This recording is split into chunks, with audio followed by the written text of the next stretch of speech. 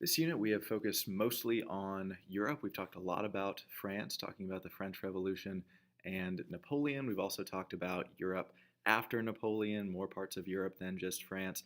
And to wrap up this unit, we're going to talk about what was happening in the United States during this time, from 1789, when the French Revolution started, all the way until 1815, when Napoleon was removed from power. What was going on in this new country called the United States during those decades. All right, so we have to start with the Constitution, a phenomenal document. As I told you guys last unit, it's the oldest continuously active governing document in the world. All other active governing documents that are still used today are newer than the U.S. Constitution. It's a fantastic document. I encourage all of you to read it and familiarize yourself with it because it is the foundation of our country. It was written in 1787. It was ratified, which means approved by the states, in 1789. So that's how long it has been established. And the preamble of the Constitution, just this really good paragraph at the beginning, basically saying what is the purpose that we have in creating this document here. And it reads, "We the people of the United States, in order to form a more perfect union, to establish justice, ensure domestic tranquility, provide for the common defense, promote the general welfare, and secure the blessings of liberty to ourselves and our posterity," which means our children and grandchildren, "we do ordain and establish this Constitution of the United States of America." So when you look at the Constitution after the preamble, it's divided into 7 articles, 7 sections. Well, each article has several sections, but 7 articles that outline different things about our government. So the first 3 articles outline the specifics of the 3 branches of government. First, you have the legislative branch. That is Article 1. This is the most powerful branch of the government, the one with the most people in it. This is Congress. Okay? You have the House of Representatives and you have the Senate. Article 2 outlines the executive branch, the president, the vice president, and his cabinet, all the people he chooses as like Secretary of State and Secretary of Defense and those other positions there. Then you have Article 3, which is the judicial branch, the Supreme Court. You have 9 justices on the Supreme Court at any given time, and they serve until they either die or retire. There are no terms. You can serve for life on the Supreme Court, and you're appointed by the President and approved by the Senate. Article 4 of the Constitution talks about states' rights and responsibilities, what rights certain states have, if you can make certain laws that are different from other states, how far you can go with that, and also the responsibilities of the states and the relationship between state governments run by governors and the federal government run by Congress and the President. Article 5 talks about the amendment process. While the Constitution is a fantastic document, I would argue the greatest governing document in the entire world, it is not perfect. And the signers of the Constitution knew it was not perfect, and so they said we need to allow for a process to tweak the Constitution without having to do away with it entirely. Okay, remember how in the French Revolution they just did away with their Constitution every time there were riots in the streets and just replaced it with a new one, a completely different government. So this amendment process allows the Constitution to be tweaked without tearing out the foundation of the document, without really changing the government all that much. You can tweak it, and we'll talk about some of the amendments in a minute. The 6th article talks about the legal status of the Constitution, how it is the law of the land, every single state. And Article 7 talks about the ratification process. This was important in the first 2 years, where state by state, each group was ratifying or approving the Constitution. So the Bill of Rights came in 1791, 2 years after the Constitution was put into effect. And the Bill of Rights are 10 amendments, 10 little additions to the Constitution that outline Americans' rights and freedoms. Okay? These are the basis for the amendments of the Constitution. There are a total of 27 currently. The most recent amendment was, I believe, in 1992. So it's been quite a while. It does not get amended very much, but the first 10 amendments are known as the Bill of Rights. The First Amendment, probably the most important one, guarantees the freedom of speech, freedom of religion, freedom of the press, freedom of petition, and the freedom of assembly to all American citizens. Okay, we all have those rights and freedoms, okay, to say whatever we want as long as it does not directly lead to violence. The freedom to worship however we choose, freedom to write whatever we want, the freedom to petition and to peaceably assemble, all the freedoms given to us by the First Amendment. Make sure you know those 5 freedoms given to us by the First Amendment. The Second Amendment is the right to bear arms, the right to own a firearm, a weapon, without the government taking it away. Then you have the Third Amendment, which is about the quartering of troops. It was a big problem during the British occupation of America when we were British colonies, that sometimes British troops would come into someone's house and say, hey, you have to let us stay here, you have to feed us, and let us stay at your house. It's called the quartering of troops. This says you don't have to do that anymore. You don't have to open up your house to people you don't want to be there. Amendment 4 is unreasonable search and seizure. Unreasonable search and seizure. This says that you cannot have your stuff taken away by the government, by the police, by anyone without a warrant. Okay, you can't have your assets, whatever you own, you cannot have that taken away. You can't have your house searched without a warrant, right? So if a police officer or anyone comes to your door and says, hey, we need to search your house, you can say not without a warrant. Now, if they have a warrant, then yes, they can, because that's not unreasonable search and seizure. They have to have that reasonable cause. Amendment 5 is really important. That's the right to a grand jury. So if you are convicted of a crime, Amendment 5 is what gives you rights when you're convicted of a crime. So you have a right to a grand jury, the right to due process under the law. Very important that everyone is afforded that same right of due process, that we are innocent until proven guilty. Really, really important, because that means someone can't just accuse you of something and expect you to be declared guilty and go to jail. You actually have to have evidence to prove your guilt. You don't have to prove your innocence. Someone else has to prove that you are guilty of something. So that's a really important right that we have here in America.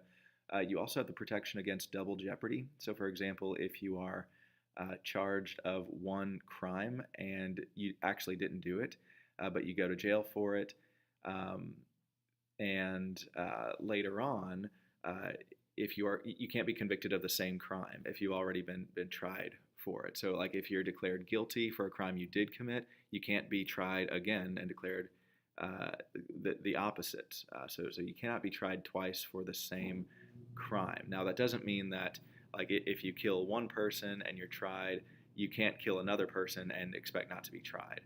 It's the same exact crime against the same exact person. You can't be tried for twice. And you also have the freedom against self-incrimination. If you ever hear someone say, I plead the fifth, that means you have the right to not self-incriminate yourself in court. Amendment 6 is about the right to a fair trial with a jury. Amendment 7 is about common lawsuits, what rights you have in suing somebody. Amendment 8 is about excess bail and fines, and it also talks about cruel and unusual punishment. It says that no American citizen will ever be subject to cruel and unusual punishment. So, for example, if you are caught pickpocketing, you're not going to have your hand chopped off like they do in certain countries. That is cruel and unusual punishment. You'll be punished according to your crime, but nothing's going to be cruel and unusual, not like the medieval European torture chambers or anything like that. Amendment 9 gives us equal protection under the law, regardless of who we are. And Amendment 10 is about rights reserved to the states. So when we get into the history of the United States following the ratification of the Constitution, that is when the presidency is established. That's also when the Congress is established, and also the establishment of the Supreme Court. So our first president, George Washington, most of you probably know that he was our first president. He was the only unanimously elected president. Nobody voted against him because he was so incredibly popular. He is known as the father of our country. One really important and significant thing about George Washington, something that makes him different from all other presidents that we've ever had, is that he had no political party. He was not a member of any political party. He's the only president who's ever been an independent. And he also set a really good example of a president only having 2 terms, only 2 terms of 4 years each as president, and after that, he said presidents should step down and not seek a third term after 8 years of ruling a country. He said 8 years is long enough for someone to rule a country. You don't want them to become a king. So without his actions, both as general of the Continental Army during the Revolution and his actions as president, the U.S. might not exist today. It's very possible we might not exist today. We might have gone the same way of the French during their revolution and turned out not to have really accomplished that much. But George Washington made sure that did not happen. One really special thing about him, he was one of the only people in all of history to willingly give up power when people wanted him to have power. A lot of people wanted to make George Washington King of America. And think about how well that worked out with the French Revolution. I guess that's just human nature. Once you get rid of one tyrant, you want another authoritarian monarch. So a lot of people said, hey, you should be the King of America. But George Washington said, absolutely not. We just fought this war to get rid of our king. We want a republic. We want this democracy. He said no man should have that much power because it corrupts into tyranny. He said it would corrupt me. I don't want to be King of America. That's not a good thing to have a monarch. That's why we fought this war. We need presidents, not kings. And this really shows that Washington was a very humble leader. He had every reason to be prideful. But he desired freedom and justice for his people more than he desired power for himself. A fantastic ruler, fantastic character of a man in George Washington. Now, if he had accepted this offer, the American Revolution would have gone full circle, just like the French Revolution did. We would have done the same thing that the French eventually did. So thankfully, he refused the offer to become King of America and stuck with the title of president with limited power, and then he stepped down after 8 years. Once he stepped down, there was an election in 1796, and the second president elected was John Adams. John Adams was very integral to the writing of the Declaration of Independence. He helped Thomas Jefferson pen that document and helped get it signed. He was very pivotal in the American Revolution, and he was also in George Washington's cabinet. Now, he was our second president. He was the first president to belong to a political party. These days, the two major political parties, of course, are the Republican and Democrat parties, and John Adams was a Federalist. Republican and Democrat did not exist at this point. You had Federalists, and then you had Democratic Republicans, which was neither the Republican nor Democratic parties of today. Those were both invented later on. John Adams was a Federalist, and he was also the first president to live in the White House. Adams helped Jefferson write the Declaration, as I said, and one kind of fun bit of trivia, which is kind of spooky if you think about it, is both Adams and Jefferson died on the same day of the same year.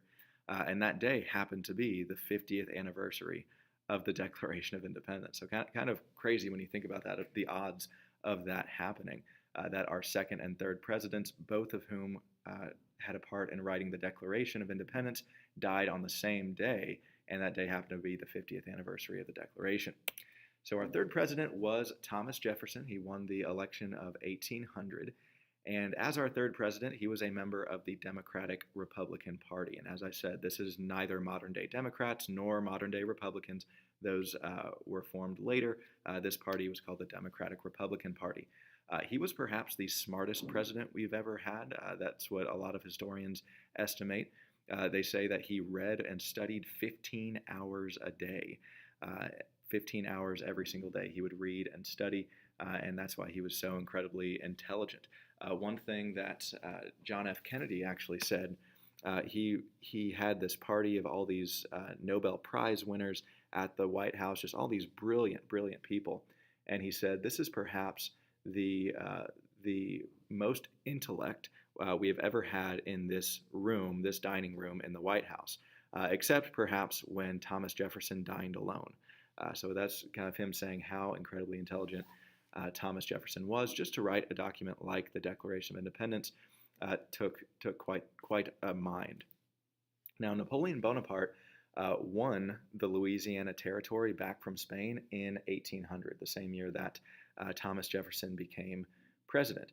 So Napoleon is in charge of France at this point in 1800 when Jefferson becomes president.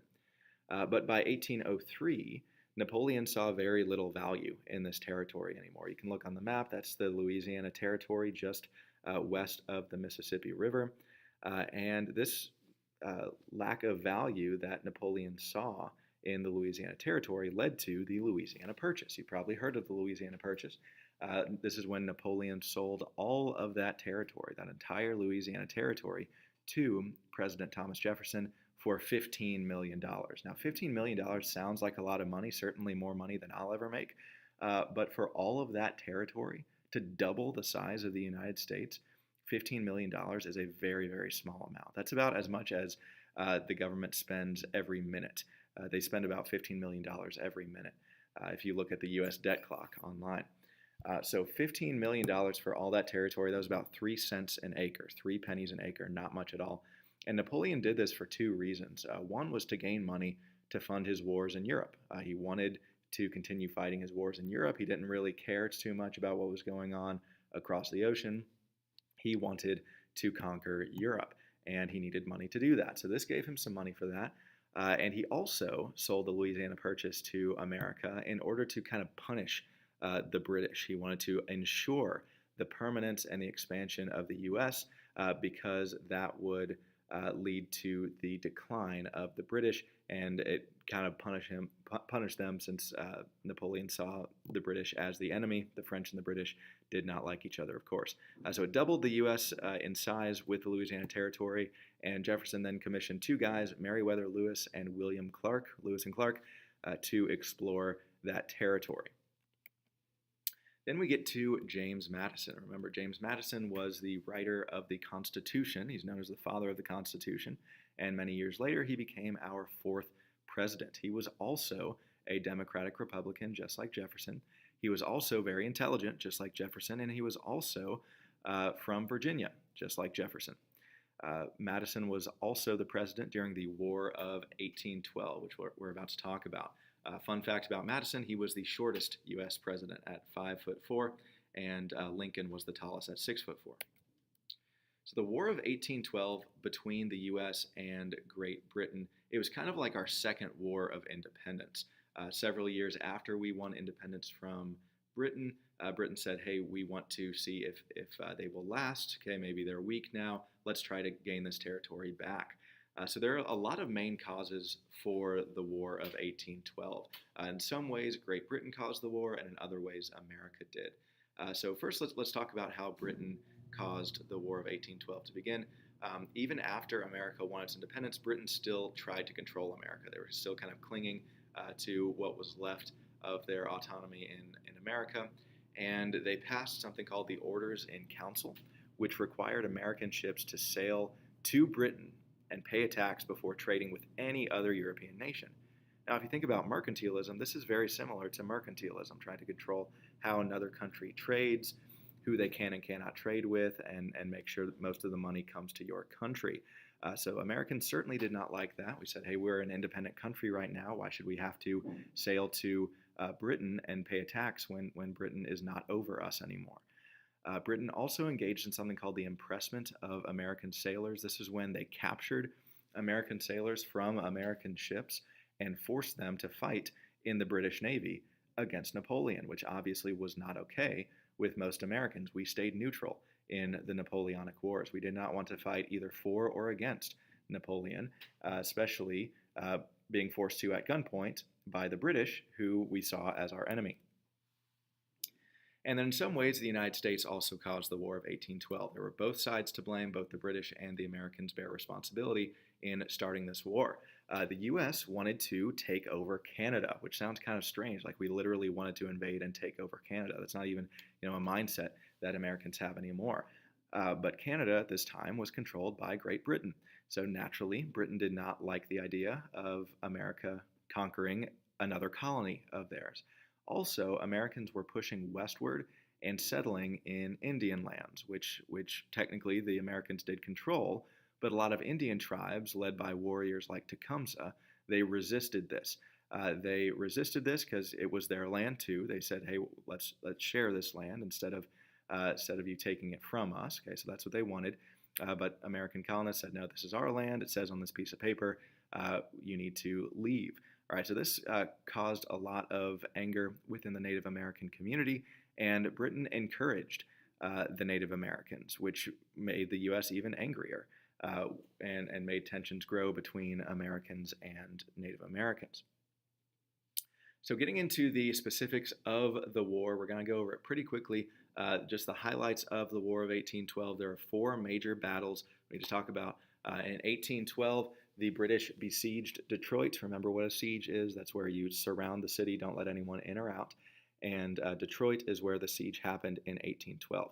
Now, the War of 1812 is called that because it's named after the year it began. It did not all take place within 1812. It happened from 1812 to 1815. Then in 1814, the British captured Washington, D.C. This is one of the biggest battles of the war. They actually burned down the White House.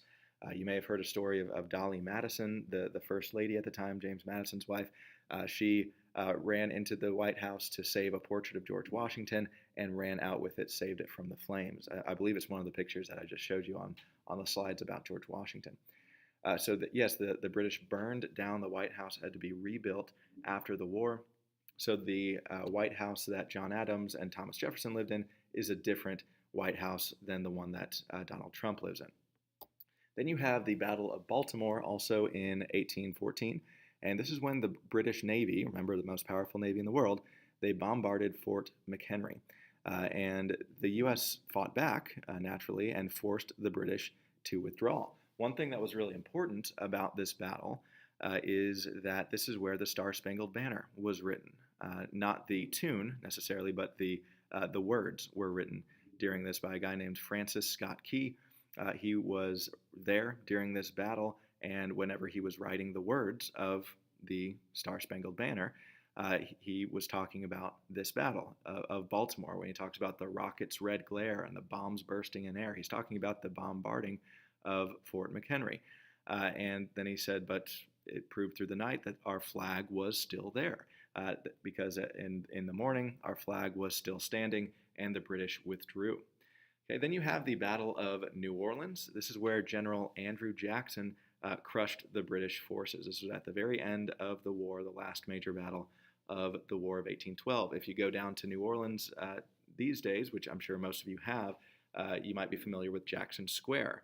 That's named after Andrew Jackson because he was the hero of the Battle of New Orleans. So during the Revolutionary War, the British were heavily favored to win. Remember, everyone thought this was going to be a very easy victory for the British, but it turned out not to be, and America ended up winning. This time, it was a similar mindset in the world. Even though America had already proven that they could defeat Britain once, still, most people in the world thought that that was a fluke and that Britain would win this time. Britain was still 40 times wealthier than America. They had a lot more money. They had a lot larger military budget. They had the world's largest navy. They had over 1,000 ships, which was massive for the time.